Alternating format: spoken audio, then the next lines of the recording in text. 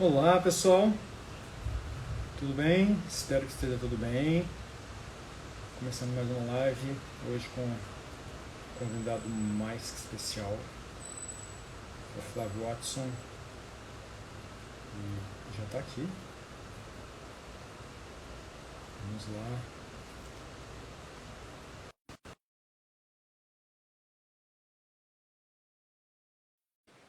Só aceitar, Flávio, acabei de te chamar.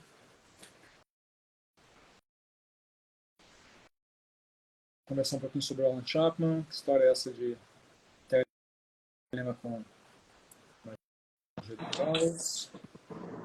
Acho que eu tenho que virar minha câmera agora sim. Aê. Tudo bom, meu caro? E aí, por algum motivo. Você tá me ouvindo bem? Estou te ouvindo super bem. Por algum motivo o som não tá saindo pelo meu fone de ouvido aqui. Bom, se você me ouvir bem, eu vou tirar o fone. Ok. Porque ficou um pouquinho baixo. Deixa eu aumentar meu volume aqui. Às vezes o Instagram dá um problema mesmo com fone É, Bluetooth. roteou meu som para um canto maluco aqui. Não sei o que ele tá fazendo, mas enfim. 93, meu caro, 93, vocês estão chegando aí. 93, 93. Deixa eu Feliz ligar meu ventilador demais de melhor. falar com você de novo. Demais mesmo. Muito bom estar aqui conversando contigo. E principalmente por essa, como falei já com você, né, tive a oportunidade de falar, essa descoberta super interessante que foi o Alan Chapman, né, que era um autor que eu conhecia, mas conhecia pouco, né? Sabia da existência dele, mas agora que eu fui dar uma conferida, ele encontrei coisas muito interessantes realmente. Muito bom. Fico feliz demais porque é justamente essa conexão que a gente está aqui para estabelecer. Pessoal, você que está aí, né, pelo perfil do Flávio, se não me conhece, eu sou o Rogério Bertoni, editor da Oficina Palimpsestos, tradutor, e a gente está agora com uma campanha para publicar a obra do Alan Chapman no Brasil, que é esse magista inglês, que tem uma tradição telêmica forte e também magista do caos, então a gente vai falar um pouco dessa, o que significa isso na obra dele. Feliz, Flávio, que você tenha tido contato com a obra já e tenha descoberto aí afinidades e conexões, né? Sim. A campanha está no ar, então corre lá para poder apoiar. A gente está em 98, 99%, 89%, 99, 89, podia estar em 99. A gente tem mais 2 semanas, então é um tempinho aí para poder chegar ao 100, né? E trazer essa obra para cá. Então, meu caro, E aí? E aí? Cara, enfim, um prazerzão, como eu já disse, estar aqui contigo, né? E E eu acho que a coisa que mais me animou, né, quando eu tomei contato com a obra do Chapman, foi justamente essa abordagem que ele dá na obra. Eu acho coisa muito interessante, né? Mas assim, começando por um ponto assim, né? Ela é essa, enfim, eu tinha implicância com a magia do caos, né? Vamos botar os meus preconceitos na mesa primeiro, né?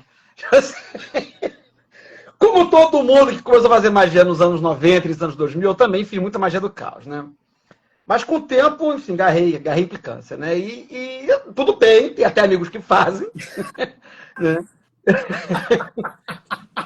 Mas, né, eu deixava. Mas assim, eu falo zoando, mas eu faço magia do caos até hoje. Tipo, beabá da civilização, pra aquela coisa do dia a dia, né? Vamos dizer. Magia handmade, assim, né? De fazer na hora, assim, né? Mas a minha prática espiritual foi para outro lugar, né? Não tem nada a ver com Chaos Magic.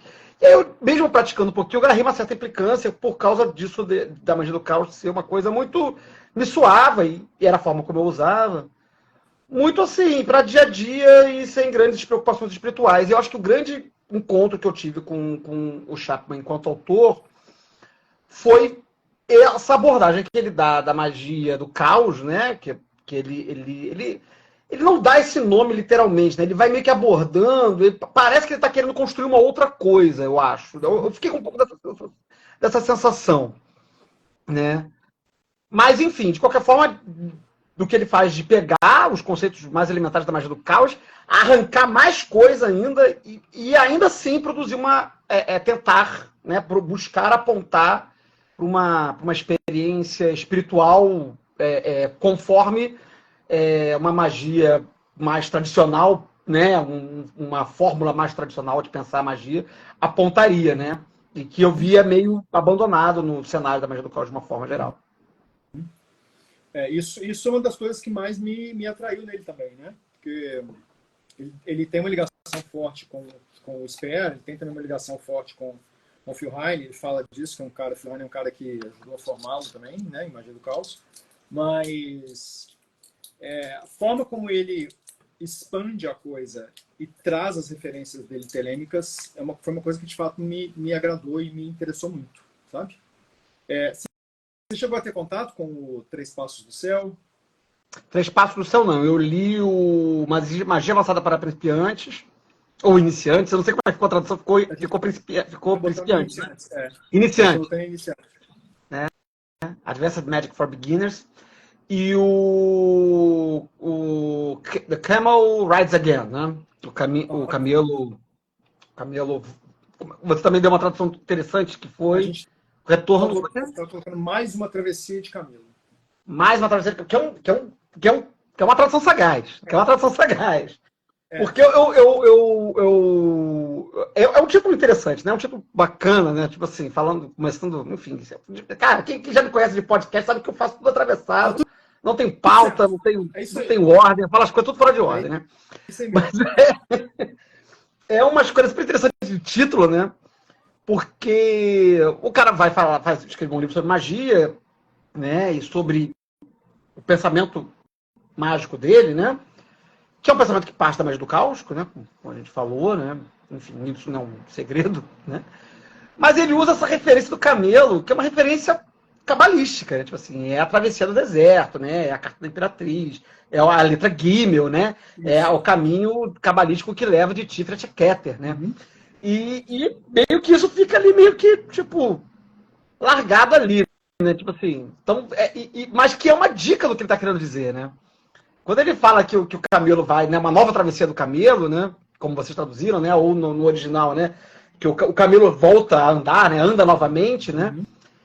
Me faz pensar justamente nisso que eu estava falando no início, né? Que talvez a magia do caos tivesse colocado o camelo descansando, né? E não se preocupando em reconectar com essas esferas elevadas, né? Com essas dimensões espirituais altíssimas, né? O topo da árvore da vida, né? A conexão do eu divino com o inefável, né? Com Keter, né?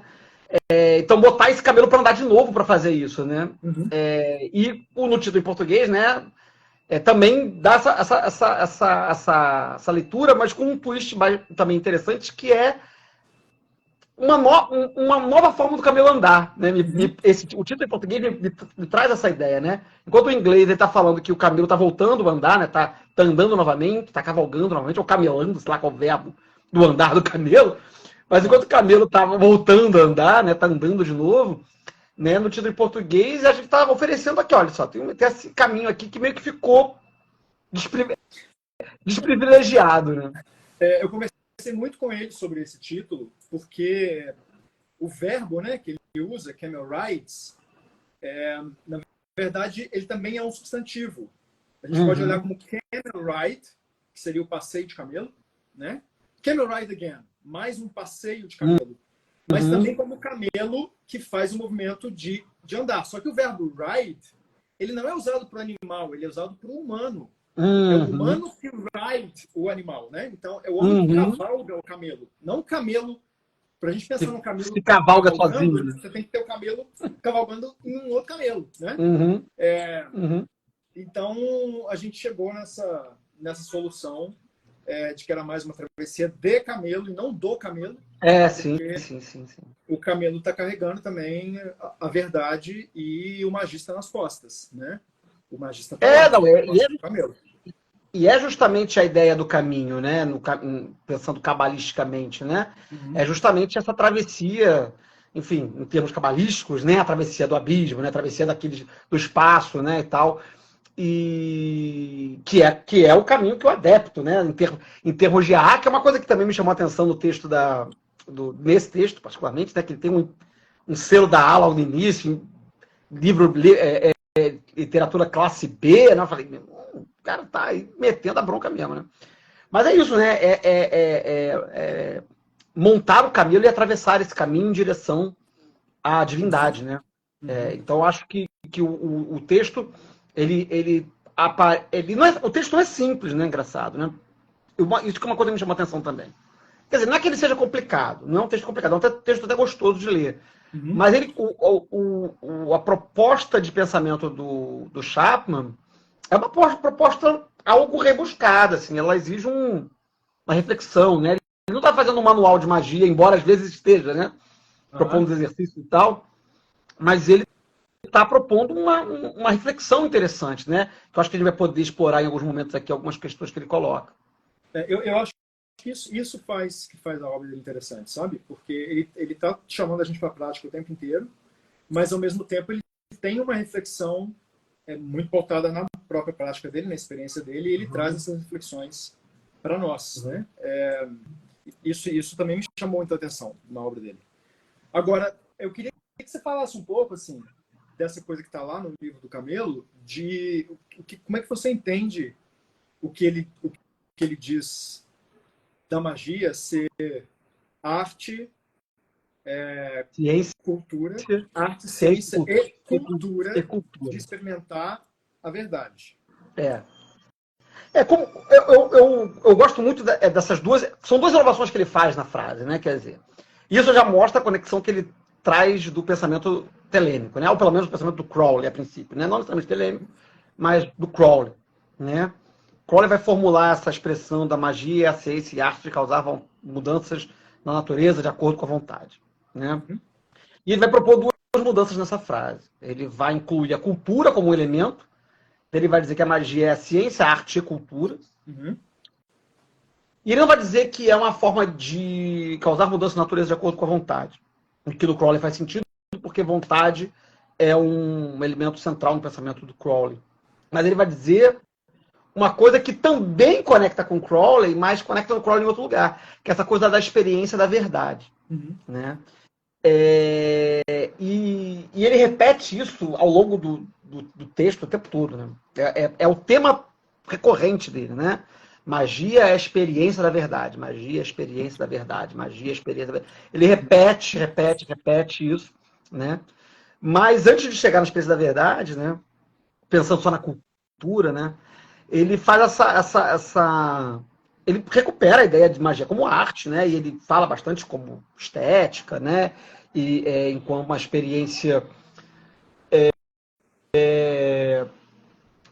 não é exatamente criativa, assim, mas não é de criação que ele está falando, né? Ele está falando de compor uma experiência. Porque assim, por isso que eu falei que o texto dele é sofisticado, porque ele não dá, você não traduz ele em palavras muito fáceis, né?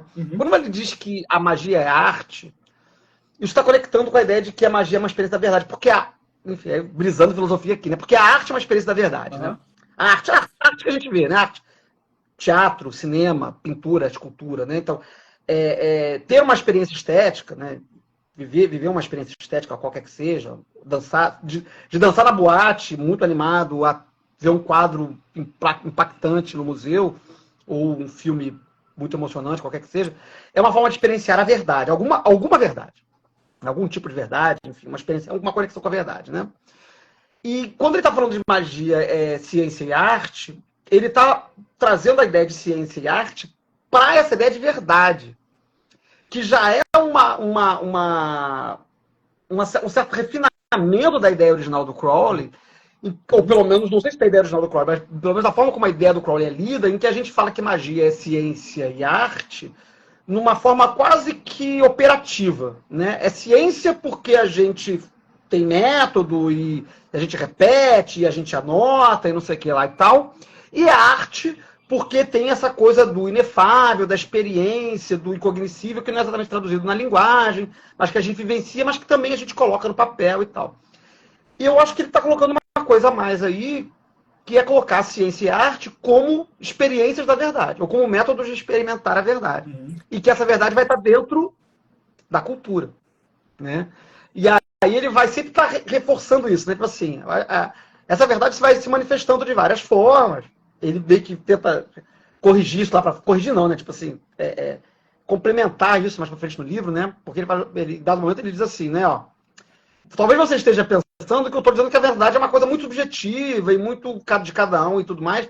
E até certo sentido mas na verdade ela é a cultura que vai estar meio que representando essa verdade de formas muito diferentes, né? Então, o budista vai ter o nada, o católico vai ter o absoluto, enfim, vão ter essas experiências de conexão com algo que é imponderável, com algo que está muito fora da compreensão, né? O vazio e tal. E essa que ele vai tentar rabiscar de forma mais elegante, né, para frente no texto, né? Que é a verdade que ele está tentando provocar no seu leitor, né? A experiência de verdade, né? Que ele vai começando com os rabiscos bem levinhos, assim, bem tchutchuns, assim, bem rabiscadinhos, né? Mas ele vai levando o leitor até lá, né? Vai fazer, olha só, o bagulho aqui não é fazer. Você vai fazer chover, vai fazer arrumar dinheiro, vai pegar aumento no seu salário, vai. Tudo que de prático existe no mundo. Mas o rolê de verdade mesmo, o bagulho, é experimentar a verdade. O que você vai experimentar em cada uma dessas coisas também. Enfim. E isso é uma coisa do Crowley também. Só que é uma leitura já que o Crowley já entrega mais, não sei se tardiamente, eu acho que não, mas que fica mais escondido na literatura do Crowley. É a experiência final que você vai ter mesmo. Tipo assim, o Crowley vai concordar com isso. Mas ele vai demorar um pouco a entregar essa ideia de magia enquanto uma experiência da verdade. E o Chapman já entrega isso no primeiro capítulo. Olha só, brother, isso aqui é negócio de experimentar a verdade e vambora. Mas é uma relação interessante que ele traz do Crowley, né? É um pensamento que ele cultiva ali que está vindo de lá, né? É bem claro isso. Eu queria mostrar, né, o material. A gente tem um protótipo aqui, ó. Esse vai ser o livro. Ele vai ser capa dura, né? Esse aqui é só um protótipo mesmo. Tem essa granada aqui. Quem fez essa capa foi o Danilo Nóbrega. Isso é um desenho automático. Maravilhoso. É um desenho automático, tá? Beijo, Danilo. O Danilo Nóbrega é um artista. Você sabe, você conhece ele, né? Pô, conheço o Danilo. Ele fala, Danilo expõe pra gente aqui no Rio de Janeiro. Exatamente. Ele que fez esse desenho. Então, o principal é esse aqui. E a gente tem mais uma travessia de camelo, que é a que você estava lendo. E a gente tem vários ensaios do Chapman, porque ele tem 3 volumes com o Duncan Barfoot espalhados, né? E a gente pegou vários ensaios para fazer o Sangue dos Santos, que é uma das coletâneas. E tem esse A Três Passos do Céu, do Palácio, que não está aqui agora. Que é onde ele vai narrar a trajetória dele de experiência mágica até chegar no trabalho com o Santo Anjo Guardião. E aí, baseado, né, no que ele estudou de Crowley. Esse material é bem interessante, estou feliz que a gente vai fazer ele também. Né? Ele é simples, didático, direto, sabe, assim, sem mistério. E como tudo dele, né? Da campanha. Por mais que eu diga aqui, né, que o texto dele é elegante, ele não é um texto rebuscado, é um texto muito bem escrito, mas é um texto simples. Né? Ele é um texto que, por estar apresentando uma proposta diferente, talvez para um magista do caos que não anda muito pelos caminhos telêmicos, né? Porque talvez quem fica com o pezinho em cada lugar, né, talvez não ache tão estranho. Mas para um magista do caos que está só na literatura mais do caos mesmo, talvez aquilo seja uma apresentação de um pensamento muito, muito inovador, né? Não sei. Magistas do caos, digam aí o que vocês acham, né? Mas eu achei um pensamento sofisticado, né? Mas não é um pensamento complicado. Pode ser até complexo, mas não é complicado. Ele não é complicado. Né? Ele não é complicado. Ele é bem direto, até porque ele é bem didático, né? Ele vai tirando pedacinho a pedacinho das coisas até não sobrar nada, né? Ele desmonta o troço inteiro, é muito bom. Espírito de professor, né? Ele tem um espírito de professor mesmo. Então, assim, ele é um cara muito... Ele é um cara muito antenado, assim, no que está rolando no mundo, sabe? E na cultura. Acho que a gente precisa, de fato, aproveitar esses momentos para poder trazer essa galera para conversa, né? Sim. Isso também é uma coisa interessante, né? Quer dizer, a gente está passando um momento bacana no mundo, né? Em que a gente, enfim, por virtude de uma série de coisas, né? A internet é uma delas, mas outras também.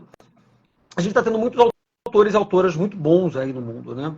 Publicando, né? Publicando matéria interessante, né? Porque a gente teve uma época ali, nos anos 90, mais ou menos, sei lá, aqui no Brasil, pelo menos que chegava aqui no Brasil, que era tudo muito mais do mesmo, né? Eram umas repetições meio que não agregavam muita coisa, meio que se repetiam muito. Mas a gente está tendo já aí, desde a virada do século XXI, muitos autores e autoras que estão produzindo material novo, né?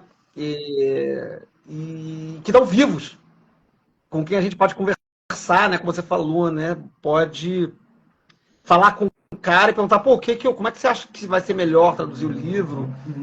Qual o melhor comentário que a gente pode botar aqui? Conseguiu, como você falou, né, comigo ontem, né? Ele vai fazer, não sei, vou entregar um spoiler aqui, que vai ter que vai ter um prefácio original, não é isso? Ele está escrevendo um prefácio novo. Isso. E vai ter uma introdução feita pelo Duncan Barfoot, que é esse outro cara que trabalha com ele. Trabalha com ele. Isso. Poxa, tá vendo? Maravilha, né? E é exclusivo para a edição brasileira, pelo que eu entendi, né? Exatamente. Exclusivo nosso. E...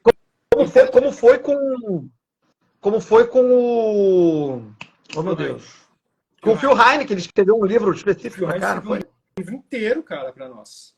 Inteiro, assim. Ele pegou parte de um material que ele já tinha e que ele nunca tinha publicado em lugar nenhum, reviu isso e escreveu um material específico para nós. Assim. E ele não tem menor previsão de lançar isso fora.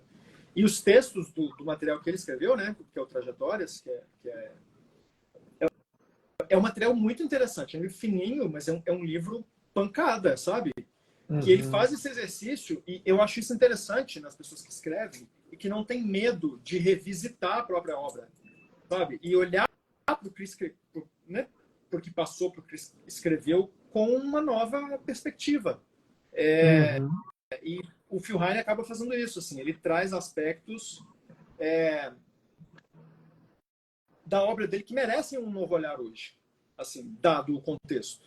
Ele vai falar, por exemplo, o Pseudonomicon, né, que ele escreveu sobre o Lovecraft. Se ele fosse fazer o material hoje, assim, e ele está reiterando isso o tempo inteiro, não dá mais para falar de Lovecraft sem falar sobre o racismo do Lovecraft. Né? Então, tem que trazer isso à tona se a gente vai trabalhar isso. Né? E ele acaba fazendo também uma revisitação de toda a experiência dele, em todos os círculos mágicos que ele esteve, sabe?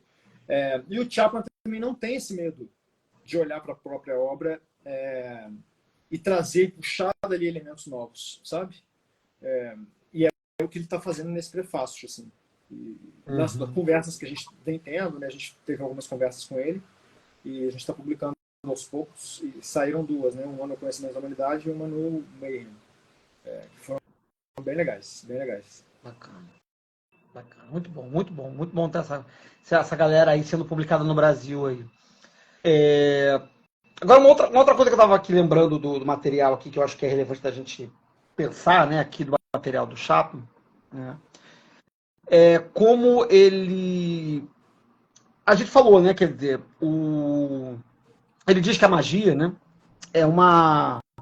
é experienciar a verdade. É um modo de experienciar a verdade, é um meio para experienciar a verdade. E aí ele vai jogando isso ao longo do livro, sem dizer que verdade é essa, ou dando a entender que essa verdade, enfim, cada um tem a sua verdade, e depois ele vai destrinchar isso, até dizendo, realmente, cada um tem a sua, mas isso é cultura, no final das contas tem uma coisa lá e tal.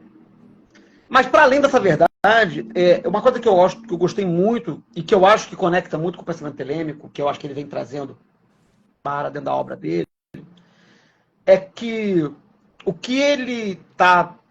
Me corrija se o meu pensamento a interpretação do texto está adequada aí com o que você leu, né? Que você conversou com ele, né? Mas quando ele chama muito essa questão da experiência, né, de experimentar a verdade, né? É um chamado da ação, né? Quer dizer, eu acho que esse é o principal rompimento que ele propõe com a magia do caos que a gente conhece dia a dia, né? Em que trabalha muito esse paradigma da crença, né? Então você vai acreditar naquele negócio e tudo mais, vai fazer, e aí a magia funciona em cima daquela crença provisória que você desenvolve em cima do sistema, em cima da operação que você está realizando, né? Ele vai tirar um pouco o foco da crença, ele vai dizer que a crença não serve de nada se você não experimentar a crença. Uhum. Né? E isso parece uma bobagem quando você lê assim meio de bobeira, assim, mas é uma chave diferente que ele está entregando. Né? Porque é um ato. Ele tá transformando a ideia de crença, esse mecanismo da crença, essa função da crença enquanto um instrumento do magista do caos, né? Enquanto a ferramenta que você vai lá e executa, né? Não uma ferramenta, né? Mas num fazer. A crença ela passa a ser uma coisa que você executa, realiza e só funciona, só tem sentido mágico se você de fato experimentar aquela crença. Então, inclusive, ele faz a crítica da crença, né? Dizendo que se você fizer uma coisa, eu acredito que vou fazer não sei o que lá, isso é instantâneo, porque você já está acreditando. Uhum. E aí você acreditou, resolveu o problema. Uhum. Realizou o intento mágico acreditando. O que você queria era acreditar, você acreditou e acabou. Não realizou nada, só realizou a crença, né? Só acreditou e fim da história, né? Uhum. E a chamada que ele faz ao ato, né, a ação, enquanto ferramenta de experiência, é um do what thou wilt, né? É um faz o que tu queres, né? Uhum. Que os telemitas repetem muito, né? Que Telemann é uma espiritualidade do fazer, né? O verbo do que a gente tanto repete é fazer, fazer, fazer, fazer, fazer, fazer, fazer, né? E que então ele está propondo justamente isso aí, quebrar com essa ideia meramente de uma crença instrumental, mas de uma crença experimental, né? Profunda, né? Uma experiência radical de crença, que aí sim isso vai te levar ao efeito, né? Ao resultado, enfim, as coisas todas que ele está propondo como operação mágica lá. Eu acho essa forma dele sair da magia do caos convencional, em que a crença é o centro do foco, né? É o ponto temático da prática. E jogar na experiência e não na crença, que também é uma coisa extremamente telêmica, né? Tipo assim, que o livro da lei diz, né? Certeza, não fé. Né? Essa ideia de que o resultado está na certeza e não na fé do resultado, você não acredita que vai dar certo. Então eu tenho essa impressão de que ele está pegando justamente esses pedacinhos aí do liberal, né, do livro da lei, ou enfim, da filosofia telêmica amplo senso, e está recodificando, reapresentando, né, sem mudar o contexto, né, só tá. E ele cita o livro da lei, né, no Camera Rides Again, né? Uhum. Inclusive para falar uma outra coisa que eu vou falar daqui a pouco, eu acho. Mas enfim, essa coisa, né, da certeza Uhum. e não fé. Porque a experiência, o que ele está querendo dizer, o que ele está tentando vender enquanto processo mágico, é que a experiência é essa certeza no corpo. Né? Quando você vive. É tipo ver um filme de terror, né, cara? Se o terror não te causou medo, se o filme de drama não te fez chorar, você não viveu a experiência do drama, não viveu a experiência do terror, não viveu a experiência do amor do filme. Você tem que experimentar aquela experiência, né? Vivenciar aquela experiência. Não apenas acreditar. Ah, eu acredito que esses personagens estão se amando, né? Uhum. Eu acredito que aquele personagem está morrendo de medo. Realmente, parece muito crível. Mas você não está sentindo medo, você não está sentindo amor, você não está sentindo tensão. Uhum. É esse nível de realidade que eu acho que ele está tentando trazer para a prática mágica que ele está propondo. Primeiro, assim, quem sou eu para te corrigir, né? Voltando lá no começo, você falou, me corrige e tal. Quem sou eu para te corrigir, meu cara? Mas você está alinhado, super alinhado com o que ele está dizendo. E é exatamente isso. Eu acho isso um ponto importantíssimo, porque ele tira da gente um pouco a carga de ter dúvida das coisas, né? Colocando a magia na ação. Tem um capítulo, né, que chama Como Acreditar, que dá uma dica de como é que a gente pode trabalhar a crença como acreditar, ele ensina como acreditar mesmo na coisa, Uhum. para que a gente não tenha dúvida e tenha capacidade de realizar mesmo, né? Uhum. Uhum. Porque é a nossa capacidade de realização, no final das contas, né? Uhum. Uhum. Uhum. E tem uma outra coisa que ele fala que é muito, muito interessante, que é o trecho que ele cita textualmente no livro da lei, mas eu achei meio roubada essa citação, porque ele não coloca uma nota de rodapé, ele não diz que livro que é, ele só diz assim, um dos melhores livros já escritos. Ele faz uma citação super elogiosa, mas não diz qual é o livro, né? Ele não diz qual é o livro da lei. Né? Isso no Camel Rides Again. Né? Eu não lembro agora exatamente como é que ele descreve, eu até tinha separado aqui, mas não vou achar agora. E ele fala, né, assim, não, como está dito num dos livros mais importantes, ou melhores, mais incríveis, sei lá, alguma coisa elogiosa qualquer, né? Ele fala, pois vontade pura, sem a livre do propósito, livre da ânsia de resultado, é todavia perfeito. Que eu também quero ver como é que você vai traduzir isso aí, porque essa tradução que eu acabei de fazer agora, várias críticas nela, né? Tipo assim, esse pedaço é super difícil de traduzir, né?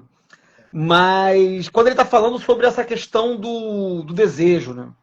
Que também tem que está, no caso aí, literalmente conectando com a filosofia ou com a, enfim, teologia telêmica, né? Enfim, a espiritualidade telêmica, né? Em que ele está que faz parte do pensamento caótico, né? A magia do caos traz isso de Telemann, né? Em que é importante você esquecer para você não se apegar ao desejo de resultado, né?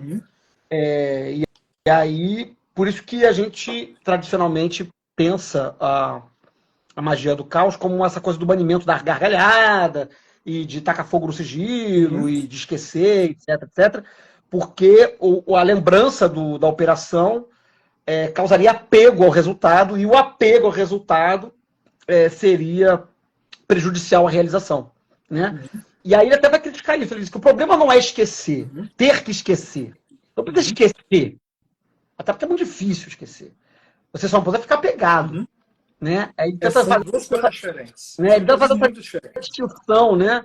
Muito elegante, né? De dizer assim, o problema não esquecer não é um procedimento mágico que vai ter um carimbador celestial lá que fala, ih, não esqueceu, então não vou realizar o desejo dele. O problema não é esquecer ou não esquecer. É o apego ao desejo, né? É ficar apegado ao desejo, né? E aí ele fala sobre isso em algum momento, e cita o livro da lei nessa passagem, né? Sobre, né, sem um alívio do propósito, sobre estar livre da ânsia de resultado, né? Você não acha que esquecer leva a gente para o caminho contrário? Da inação? Da falta? Não sei. Porque aí não sei, porque a tese do Carroll, né, a ideia, eu não sei se isso está no Carroll ou se isso vem do Sper, na verdade, que a ideia do esquecimento seria uma leitura super contemporânea, ou enfim, contemporânea do tempo deles, né, sobre a descoberta do subconsciente, que seria uma forma de você enterrar o desejo numa camada inconsciente, né, fora da consciência, e que isso mobilizaria os pipipipopopó mágico deles lá. Que eu acho que não tem nada a ver. Mas é a tese que os caras construíram lá. Né? Eu vou para um lado. Eu vou para um lado meio lacaniano, que é pensar, né, que se você fica desejando, você está experimentando a falta. Né? Quer dizer, o que eu desejo? Né? Desejar é experimentar a falta, algo que você não tem. Né? Então, quando você fica fixado no desejo, quero, você está reafirmando que não tenho. Né? Então, essa como ele está construindo todo o arcabouço, né, de espiritual que ele está pensando lá. É a experiência da verdade, a experiência do desejo vai ser a experiência da falta. Então, ficar vivendo o desejo mágico, né? Fez a operação e ficar em cima daquele caralho, porra, tem que acontecer, preciso passar de ano, preciso passar no concurso, preciso pegar a mulher na night, preciso ganhar dinheiro, preciso encontrar o Sagrado Guardião, preciso falar com o Tata Caveira, preciso tudo. E aí você só está reafirmando que você não tem nada disso. Eu entendo. É porque assim, a minha visão disso é um pouquinho diferente, tá? Uhum, uhum, Eu não desconsidero Lacan. Eu sou, né, eu tenho uma afinidade muito grande com a psicanálise, mas quando a gente uhum, está falando dessa questão específica, eu tendo a ir para uma visão mais deleuziana uhum, do que é o desejo, uhum, sabe? uhum, Então, uhum, quando o Sper, por exemplo, ele vai falar sobre essa coisa do esquecer, ele não quer dizer para não fazer isso. Não fazer uhum, isso faz parte da coisa. Mas o que ele quer chamar a atenção é: eu preciso tirar isso do meu horizonte, mas nem tanto.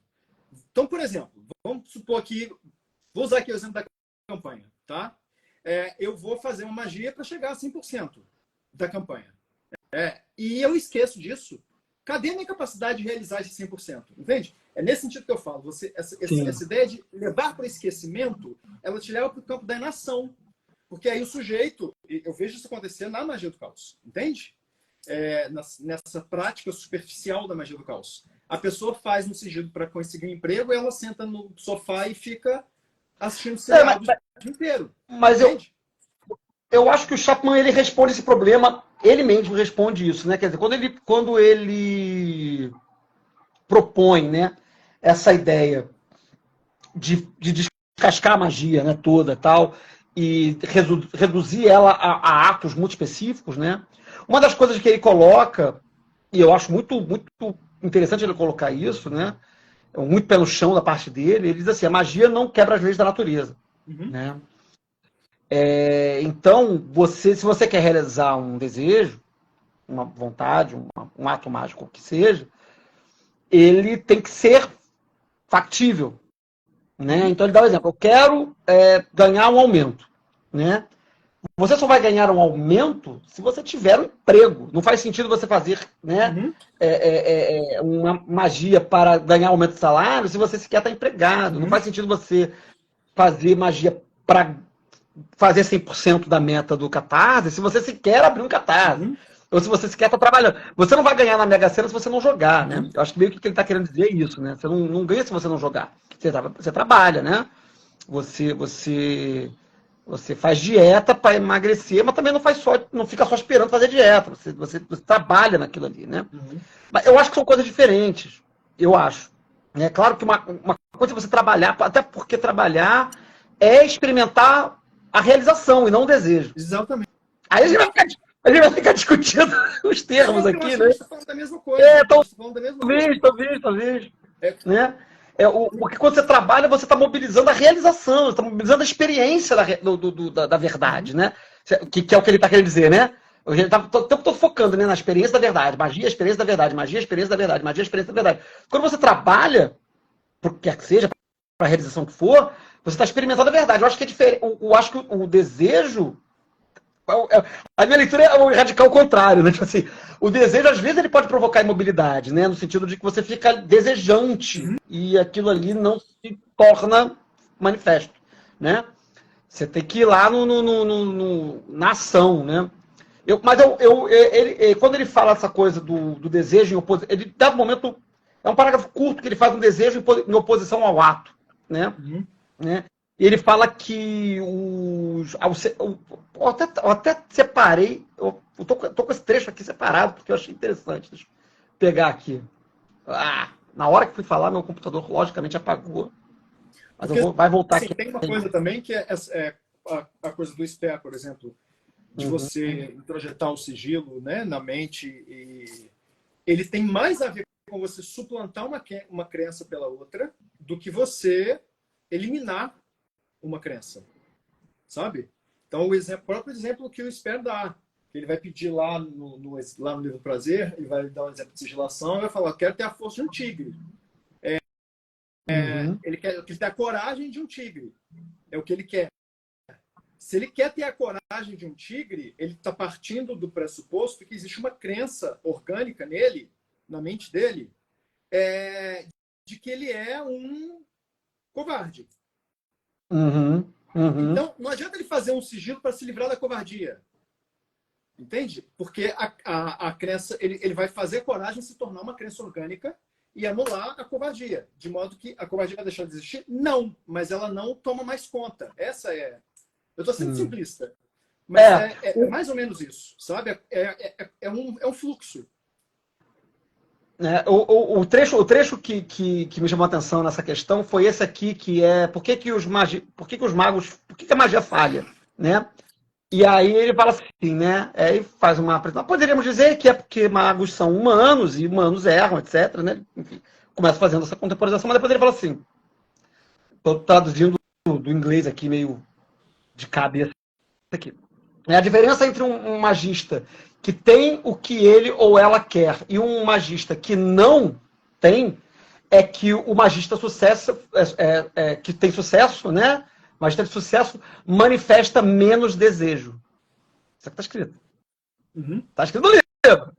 Aí, como declarado, né, as stated, no maior livro, no maior texto mágico jamais escrito, pois vontade pura, sem o alívio do propósito, livre da ânsia de resultado, é todo o caminho perfeito. Aí está citando o livro da lei sem botar nota de rodapé e sem dizer que é o livro da lei. Vai tudo bem, né? Mas é o que ele disse aqui. E aí eu fiquei pensando sobre isso, né? Sobre essa questão, né? O mago que tem mais sucesso é o que deseja menos. Olha que interessante essa proposta. Isso aí é um negócio que aí ele está conectando com o Telemann. Ele está conectando com essa ideia telêmica da ânsia do resultado, né?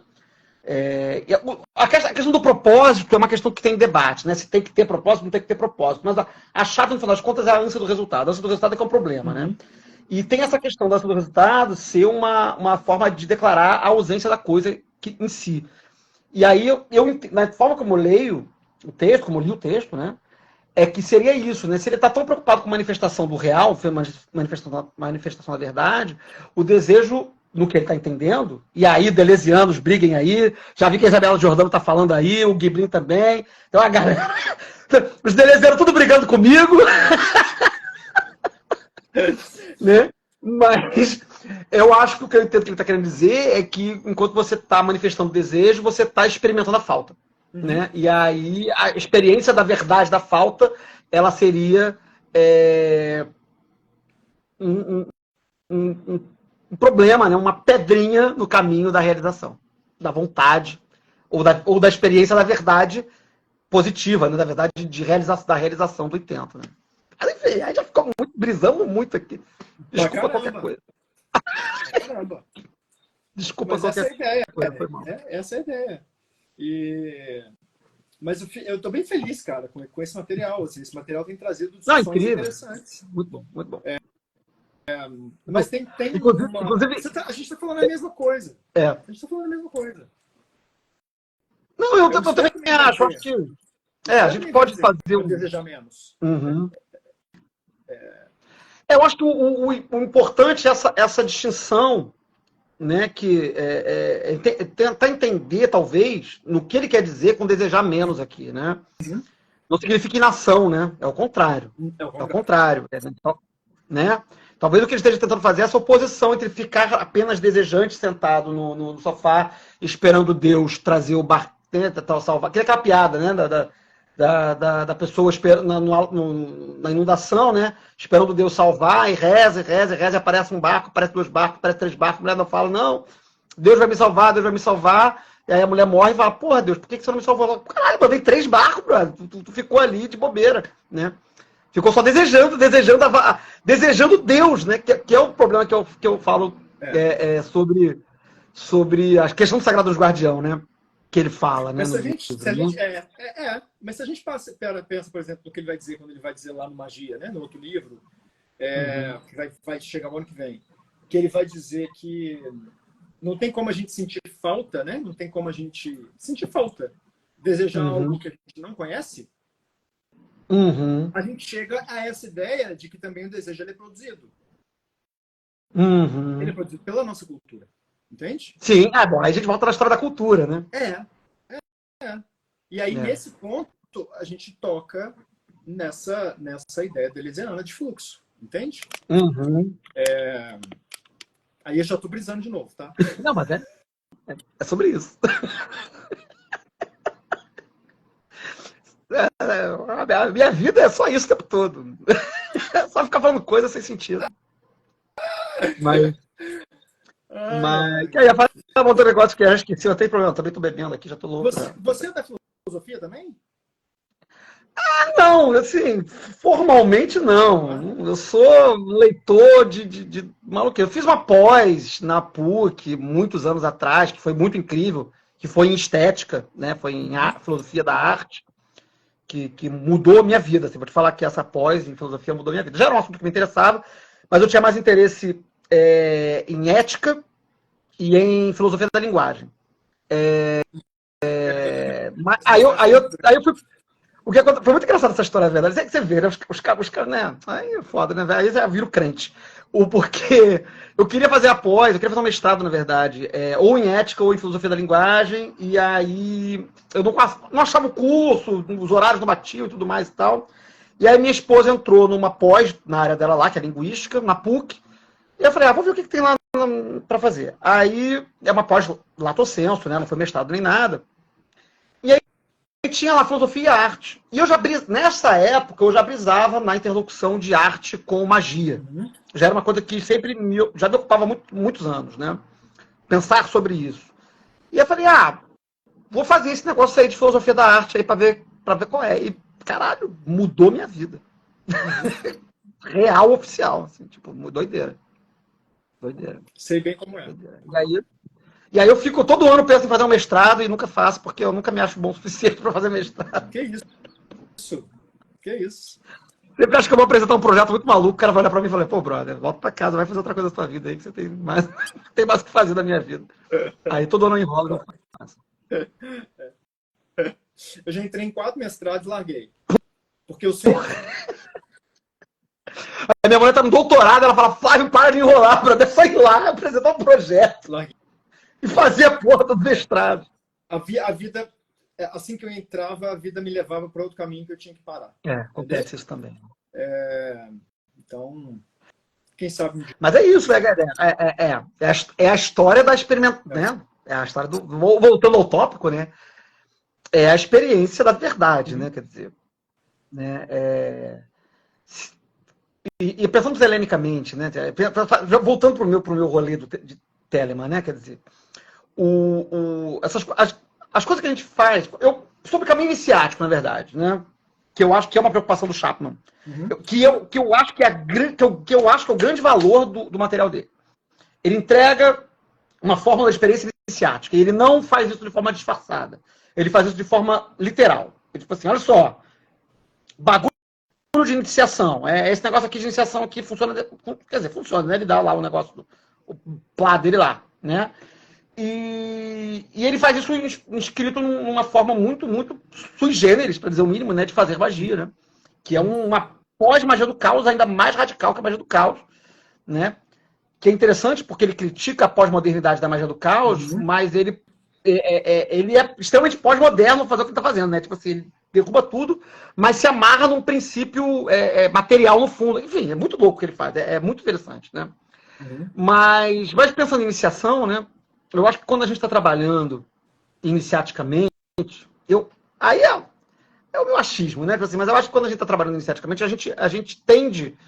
Não é que a vida e Nuit, né, e Babylon, ou sei lá o quê, vai guiando, vai pegando a nossa mão e vai levando, mas a gente vai fazendo escolhas mais fortuitas, né? E vai levando a gente para realizações mais potentes. Eu gosto dessa expressão, né?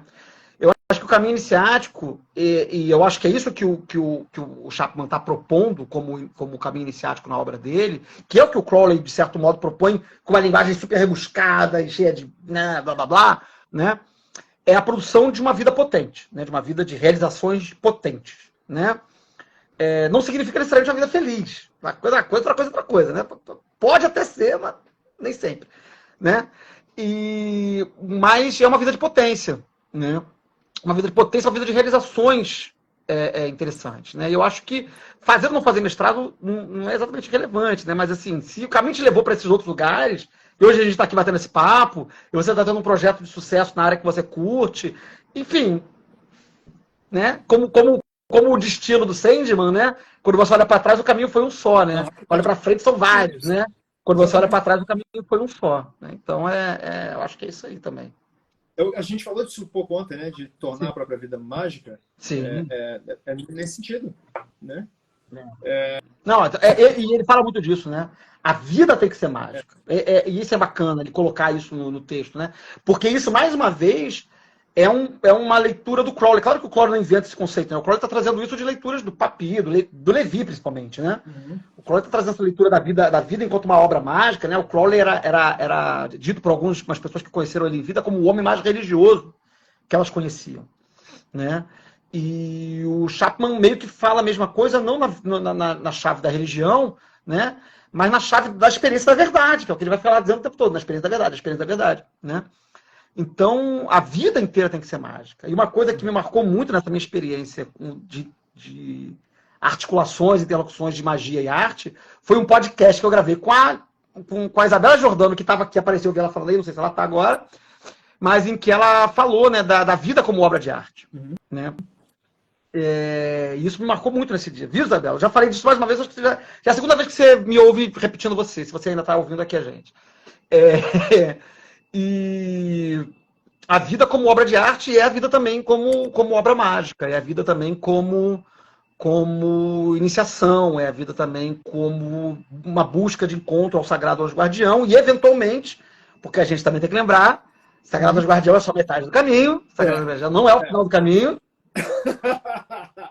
A gente esquece disso, né? Se você pegar o rolê direitinho, todo, inteiro, Sagrado Anjo Guardião não é o final do caminho, é a metade do caminho. O final do caminho é você se livrar dele, ou integrá-lo, né? Tornar-se uno a ele, né? Porque enquanto você está se relacionando com o Sagrado Anjo Guardião, isso é uma coisa que pouca gente presta atenção. Pô, primeiro você tem que chegar nele, né? Tipo, já é um salseiro, porra, infinito, que eu acho que, enfim, né? Um outro debate. Mas enquanto você está relacionado com o Sagrado Anjo Guardião, você está experimentando uma dualidade, né? Está tendo uma experiência dual, né? De um eu e de um outro. Ah, é um outro que sou eu mesmo, além de tudo meu, whatever. É um outro. É um outro. O final do caminho fodão, épico, do mestre do tempo, lá em cima, no alto da vida, em termos de AA, né? Porque eu estou falando aqui de arte dentro, né? Aí as escolas iniciáticas às vezes conversam mais ou menos de forma similar, né? Mas a experiência pica das galáxias lá do alto é não ter mais dualidade. Uhum. Então não tem mais sagrado. Não tem mais Sagrado Anjo Guardião. É tudo um só. Uhum. É tudo um só. Não tem mais outro. Né? Então, SAG é só metade do caminho.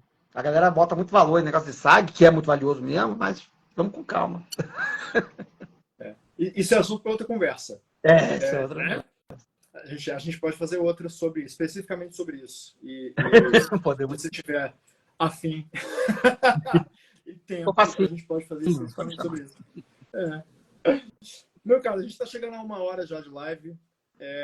Se alguém tiver alguma pergunta que está aí assistindo a gente, por favor, deixa aí. Vi uma galera escrevendo aí. Eu vi uma galera escrevendo também. O pessoal que escreveu, acho que já saiu. A Isabela também estava aqui e saiu. Não me ouvi elogiando ela.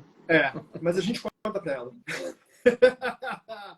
A gente conta para ela. Eu gosto muito dela.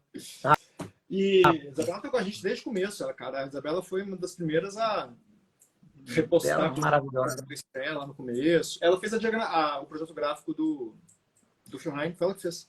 Ela fez o projeto gráfico dos comentários do livro da lei, no final das contas, foi ela que fez. Ah, que ótimo! Que eu lancei lá, que o Johan traduziu e eu revisei e anotei lá pela Via Sestra, foi ela que fez também. Eu vou fazer uma live com o Johan, a gente está para marcar. Legal.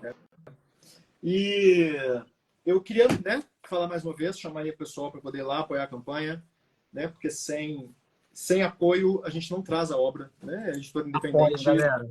É isso aí. Vamos trazer esse negócio para cá. Né? Então, eu te agradeço demais pela conversa.